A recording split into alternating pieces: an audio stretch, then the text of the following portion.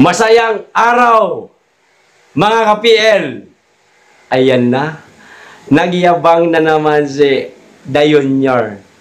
Dito sa ipinangako sa kanya ng USA na di umano, mga ka-PL, pauutangin siya ng halagang 500 million US dollar na gagamitin di umano, mga ka-PL, para sa military aid na bibili yata si Dayunyor, mga ka-PL, lang mga kagamitang pangdigma. Aba, gusto yata talagang tapatan itong taong ito ang China na mayroong 4,000 o 5,000 mahigit na mga jet fighter, samantalang tayo hindi pa yata umaabot ng 50.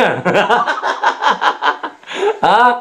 Nagbibilang niya ng sisiw si Dayunyor, mga ka-PL, na hindi pa man din po napipisa ang itlog. Saan humuhugot ng kayabangan itong mamang ito?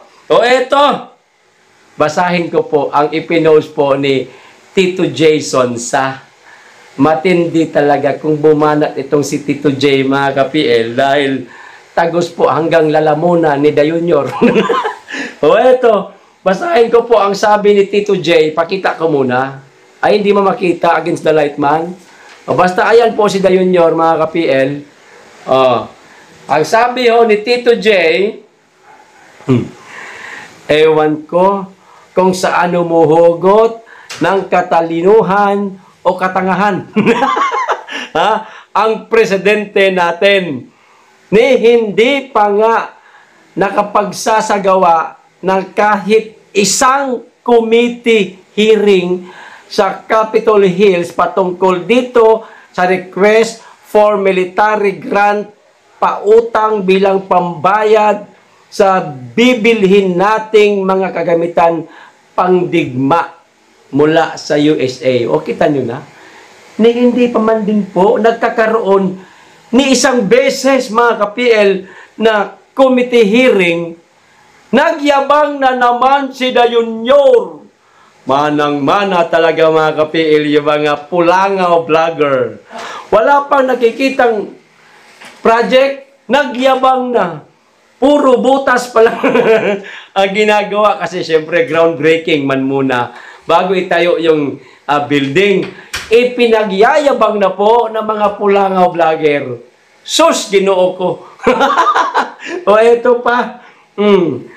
And from the looks of it, there is no chairman's chance that this request for funding will see the light of day before the presidential elections in November.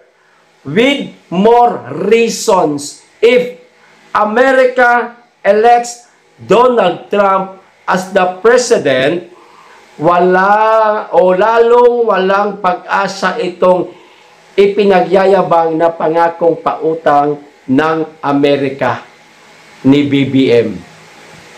Di ba nga? Nag-withdraw na si Biden, mga ka-PL. Hindi na di umano ito tatakbo sa pagka-presidente sa Amerika. Siguradong sure win na po si Donald Trump. Paano na yung ipinangako ni Uncle Sam kay Dayunyor? Maglalahong parang bula ito. Paano itong isa? Nagyabang na.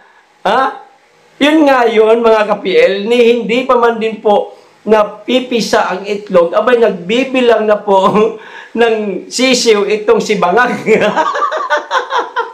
Parang tanga lang, ano? Anong klaseng presidente ito? Puro pangako, puro yabang, wala namang maipagmamayabang, wala namang maibubuga. Pero yung mga pulangaw vlogger, yung mga Bangag supporter, palok po. Ang galing! Ang galing ng presidente! Ano nagawa ng presidente? Matanong ko nga kayo, mga bangag vlogger at mga bangag supporter, ano nagawa?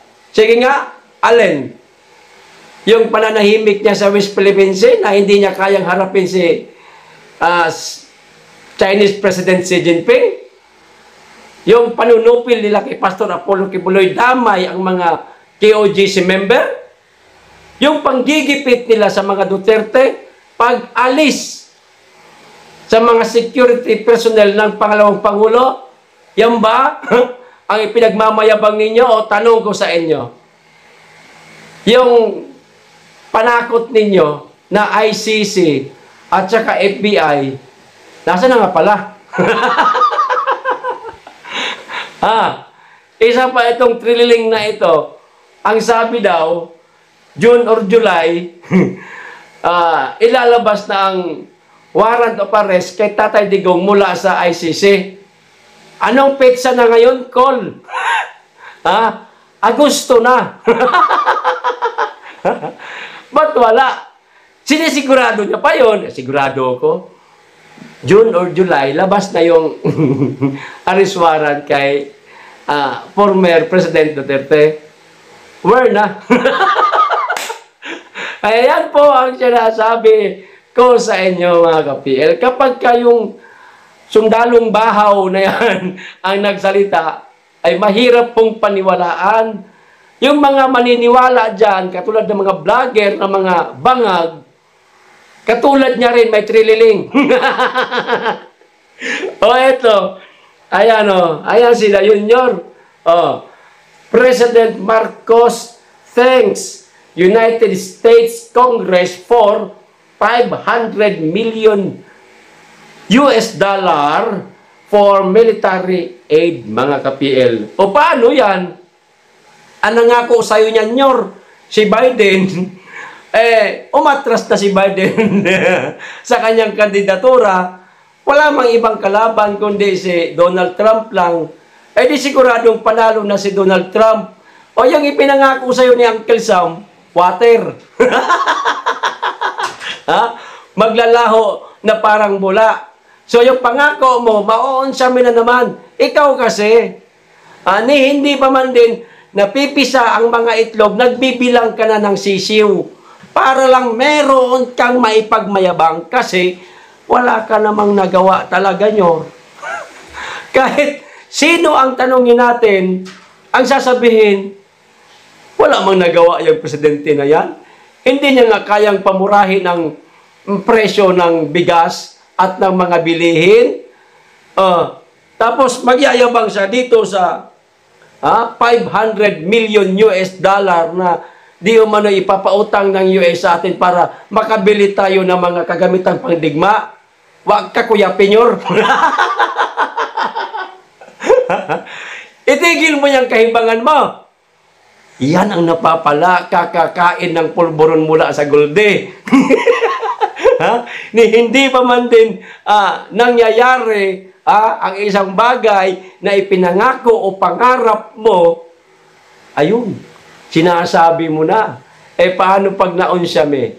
Katulad nito, mauunsyami pa, di panibagong kahihiyan na naman ito. Nyor, ang dami mo ng mga sinabi na lagi kang napapahiya. Dinagdagan mo pa. Ginoo ko. Dinagdagan mo pa. Pwede ba, Nyor? Bago ka magyabang, isipin mong maigi ba na tama na kaya ito na ipagmayabang na sigurado na kaya itong matutupad ito? Baka mawater ito. O ito na, mawawater pa, Nyor. Nako, naloko na. O ito pa, isa idagdag ko, mga ka-PL. Ito katanungan ho, ito at kayo na lamang po ang sumagot. Paki-comment na lang po. Ito po ang katanungan ni Tito Jason Saparen.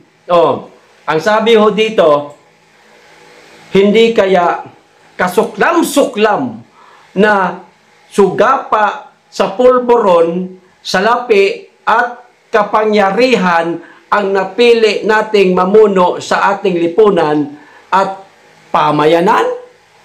Ano po ang masasabi nyo dito, mga ka-PL? Paki-comment. Hanggang dito lang. Maraming salamat. Mag-iingat kayong lagi at higit sa lahat, mahalin po natin ang Pilipinas. Be blessed.